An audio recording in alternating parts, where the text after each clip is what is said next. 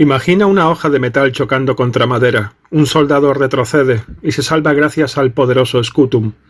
Tras solo 6 kilos de piel, metal y madera, se parapetaba la vida de un legionario romano. Este no era un escudo cualquiera, era la pieza clave de uno de los ejércitos más temidos del mundo antiguo.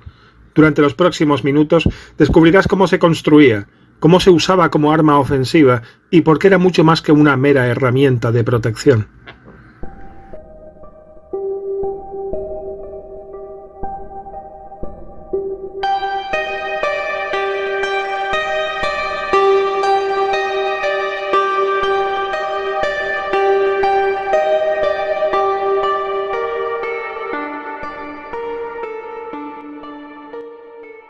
Caesar sanctae urbis Romae Augustus, novum legatum ad Germaniam misit, senatorem publium quintilium varum. Uno de los elementos más conocidos del equipamiento militar romano es, por supuesto, el escudo, en latín scutum, hoy en día casi invariablemente identificado con el escudo legionario rectangular y curvo. Y de color rojo, con rayitos dorados, pero esta imagen es simplista en extremo. El uso del escudo era intrínseco al estilo romano de lucha, tanto a pie como a caballo. De hecho, la reacción de los soldados sorprendidos sin sus escudos es bien interesante, y parece haber sido instintiva, como bien nos dejó por escrito Cayo Julio César. Os dejo un pequeño párrafo de su obra La Guerra Civil. Dice así: los demás se agrupan, y aterrorizados por el repentino peligro, envolvieron sus brazos izquierdos en sus capas, desenvainaron sus espadas, y de esta guisa se defendieron de la infantería ligera y la caballería enemigas, confiando en la proximidad de su campamento. Mientras combatían, se retiraron, siendo apoyados por las cohortes apostadas en las murallas y puertas.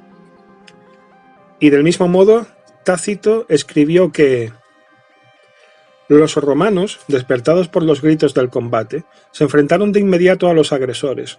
Solo unos pocos llevaban su atuendo militar, la mayoría iban con sus ropas enrolladas alrededor de sus brazos y con las espadas desenvainadas. Aquí vemos la profesionalidad del ejército romano, ¿no? Incluso cogiéndolos por sorpresa, era un hueso muy duro de roer.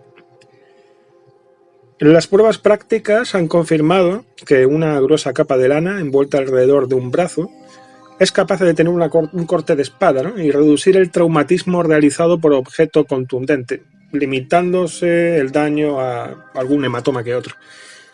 Bueno, a lo mejor el hematoma puede ser bien grande, pero mejor eso que tener un brazo amputado, ¿no? O colgando por un trozo de carne. La diferencia es significativa. Sin embargo, esta era una medida puramente defensiva, de emergencia. No es que fuera la norma. Un escudo romano usado correctamente podía usarse para mucho más que eso. Con el entrenamiento adecuado podía convertirse en un arma ofensiva muy seria en el combate cuerpo a cuerpo. De hecho, la palabra latina scutum se aplicaba a cualquier tipo de escudo, legionario, auxiliar, plano, curvo, a todos. Sin embargo, los latinos los clasificaban con diversas denominaciones. Para ellos, un escudo plano era un scutum planatum. Curiosamente, el epíteto destinado a los escudos curvos, que tan familiares nos resultan, pues no ha sobrevivido al paso de los siglos. Por ahí se puede leer términos del tipo scutum curvum, scutum curvatum o scutum arcavatum, pero estas voces no se encuentran en las fuentes literarias que nos ha llegado. Además, algunos tipos específicos de escudo tenían sus propios términos, como clipeus para el escudo grande y redondo, o pármula para los escudos redondos más pequeños. Varro, cuya lengua latina era un catálogo de derivaciones, por cierto, en su mayoría erróneas, de palabras latinas, señaló que la voz scutum proviene de sectura, palabra que significa corte, como secutum, porque, bueno, los escudos estaban hechos de madera cortada en pequeñas tiras, lo cual es interesante a la luz de la forma en que los escudos legionarios, bueno, esa interpretación no de Varro, bueno, pero que lo cierto es que su afirmación podría estar determinada, ¿no? por el hecho de que Varro pudiera conocer cómo se fabricaba el escudo romano, ¿no? Y el resto pues fue iniciativa intelectual propia, ¿no?, que dejó ahí por escrito, o quizás no, o quizás fuera realmente esa la explicación, ¿no? Es comprensible, aunque no disculpable, que los autores contemporáneos se refieran al escudo curvo haciendo el uso de la palabra scutum, al igual que se refieren a la espada corta como gladius. En realidad hubo diversos tipos de espadas cortas y varios tipos de escudos curvos que no eran precisamente el que se tiene en mente. Son muchos siglos de historia y a lo largo de ese tiempo muchas cabezas pensaron de cómo desarrollar armas ofensivas y defensivas. Pero bueno, los historiadores, hay una tendencia natural de ellos que es a simplificar, ¿no?, a poner etiquetas, clasificar. Pues ya está. Escudo, scutum. Espada, gladius. Y ahí se quedó, ¿no? Pero no es muy acertado. Han surgido algunos estudios sobre el escudo romano y su desarrollo posterior. Por ejemplo, Fibiga en el año 21, Eichberg en el 1987, Navefeld en el 2008 y Travis en el 14. Pero aún hoy lo que se desconoce es muchísimo, ya que a menudo se trata de objetos realizados con materias primas de origen orgánico. Por ejemplo, la madera, el mimbre, el lino, el cuero, hasta la pintura, que aunque tenía una parte mineral, otra sí que era orgánica. Había una serie de elementos comunes en todos los escudos romanos. El más obvio era la propia superficie del escudo, que siempre fue de madera. El tablero del escudo a menudo se reforzaba con largueros de madera o barritas metálicas para así aumentar la rigidez. Integrado con estos refuerzos, se añadió un agarre de mano en la mayoría de los escudos, dispuesto horizontalmente a su vez, sobre la empuñadura. Se situaba una protuberancia de metal llamada umbo, mientras que el borde del escudo estaba protegido por tiras de metal o cuero sin curtir. La unión no solo sirvió para proteger el escudo de daños por golpes en su borde o por el roce continuado con el suelo, sino que también sirvió para reforzar el tablero del escudo y así ayudar a mantener su integridad incluso cuando éste estaba dañado. Era común que sus superficies poseyeran motivos pictóricos cuya función no era solo estética, sino mágico-religiosa y además un medio de cohesión e identificación. Por último, comentar que los escudos disponían de elementos para sujetar las correas de suspensión instaladas en sus partes traseras. Según la tradición, durante una tremenda plaga en la jovencísima Roma, los dioses tuvieron a bien en ayudar al enclave por medio de un escudo sobrenatural que descendió del cielo. Un anquile original. Esto según Ovidio. Tras este regalo, la plaga dejó de azotar a la ciudad. Eso cuenta. Con posterioridad, el segundo rey de Roma, Numa Pompilio, que vivió entre el siglo VIII y VII a.C., mandó hacer 11 copias. Entonces, los romanos dispusieron de 12 anquilios. Estos pasaron a ser objetos sagrados portados por los sacerdotes salios en sus rituales. En latín, sali. Estos servían a Marte Gradivus, el dios Marte. Sin embargo, pese a la mitología, el tipo de escudo más antiguo conocido usado por los romanos y sus vecinos de la península itálica fue el escudo circular, característico de los hoplitas griegos, conocido en griego como oplón o aspis y en latín como clipeus. Dionisio de Halicarnaso, en su obra Ineditum Vaticanum, describió cómo los romanos adoptaron el escudo redondo cuando se enfrentaron a los etruscos. El aspis estaba hecho de madera. A veces disponía de una fina cubierta de hasta 1 milímetro de espesor realizada en aleación de cobre. Estaba ligeramente abombado y su borde era ancho y plano. Irónicamente, uno de los pocos ejemplos que ha sobrevivido, y de hecho el más completo hasta ahora del mundo greco-romano, se halló en Bomarzo, Italia. En la actualidad se guarda en el Museo Gregoriano Etrusco de la Ciudad del Vaticano. Es importante tener en cuenta que no era un escudo romano, procedía de una tumba etrusca perteneciente a un tal Huel Urinates.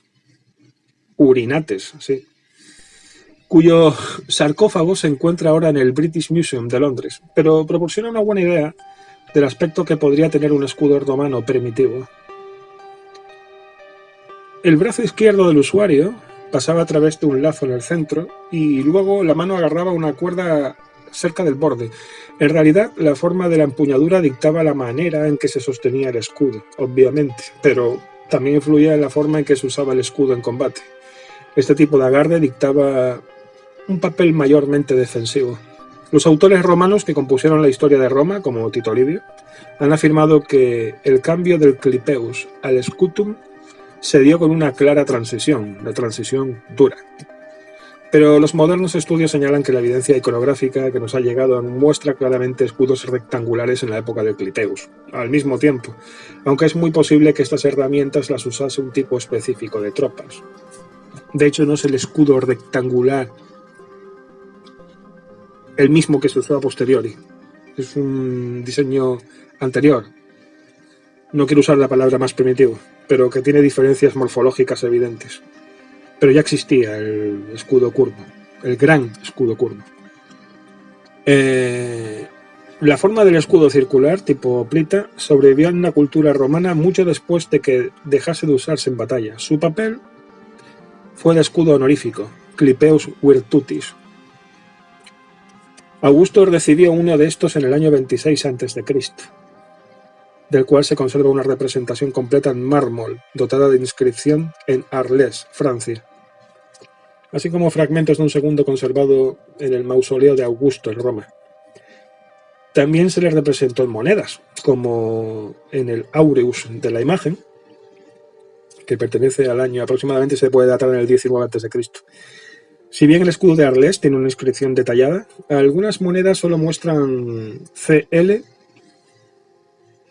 y V, para resumir Clipeus Virtutis. Claro, una moneda, el espacio es limitado, ¿no? Otras agregan SPQR, Senatus Populusque Romanus, el Senado del Pueblo de Roma. Pero bueno, básicamente son esas dos.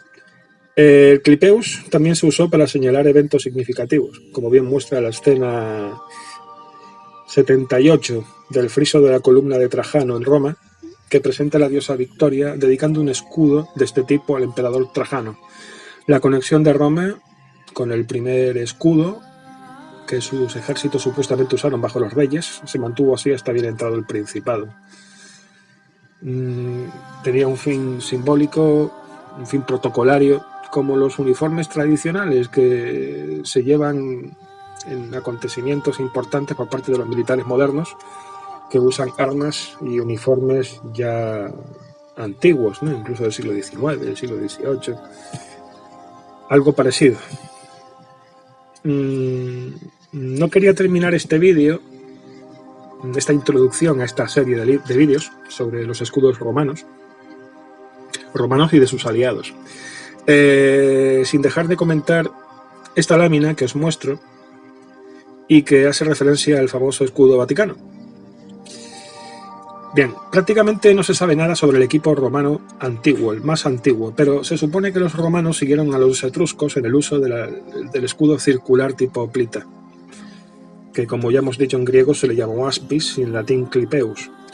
El ejemplo más completo que ha sobrevivido fue el hallado tras una excavación en Bomarcho, a unos 70 kilómetros de la propia Roma. A menudo es conocido como el escudo del Vaticano. Este nos ha revelado los detalles de la construcción de tales escudos, proporcionándonos pistas de cómo pudo haber sido un escudo romano primitivo. El ejemplar tiene alrededor de 1 metro de diámetro, con un borde de 10 centímetros, y se estima que su peso bailó entre los 7 y los 9 kilos. Como aporte comparativo, decir que una ametralladora alemana MG-34 sin bípode pesa 10 kilos. El escudo fue realizado con tablones de madera de álamo, unidos canto con canto y posteriormente torneada. Poseía un fino revestimiento de chapa de aleación de cobre. Se sujetaba mediante un brazalete central, que los griegos llamaban portpax, sujetando con la mano izquierda una correa o mango de metal, que los griegos llamaron antilabio, y que corría alrededor del interior del tablero del escudo ligeramente abombado. La función principal de este escudo era defensiva, aunque la forma de sostenerlo implicaba una serie de limitaciones. Se desconoce si se empleó en el mismo algún blasón. Bueno, en la lámina que podéis ver se ha especulado con una decoración, tomada de una antigua y voluminosa moneda de bronce romana, de las de tipo Aes Graue. Aquí os enseño una. Bueno, varias. Hay que tener en cuenta que, aunque el escudo era lo suficientemente grande como para cubrir el espacio entre el hombro y la rodilla, el método de transporte implicaba que se sostendría más alto que un escudo semejante dotado de una empuñadura horizontal central. Las grebas probablemente se protegían la parte inferior de las piernas del guerrero, ya que el método de transporte y el tamaño del escudo habrían dejado la parte inferior de las piernas en una situación de vulnerabilidad. Además, se han encontrado grebas de ese periodo en diversos lugares de Italia, así que pensar en esto no es ningún disparate. Todo lo contrario, es pura lógica. Es muy posible que los guerreros que pudieran permitírselo se protegiesen el tórax con una coraza metálica musculada y la cabeza con un casco, un yelmo, ¿no? Aquí se muestra un simple modelo ático que con casi seguridad se habría usado con cierta asiduidad. Y hasta aquí este primer vídeo de esta lista sobre los escudos romanos. Os animo a ver el siguiente trabajo de esta lista, la República. En este nuevo vídeo profundizaremos en la morfología, concepto y desarrollo de estas armas defensivas. Comentad lo que queráis, sin vosotros el canal quedaría peor que cojo.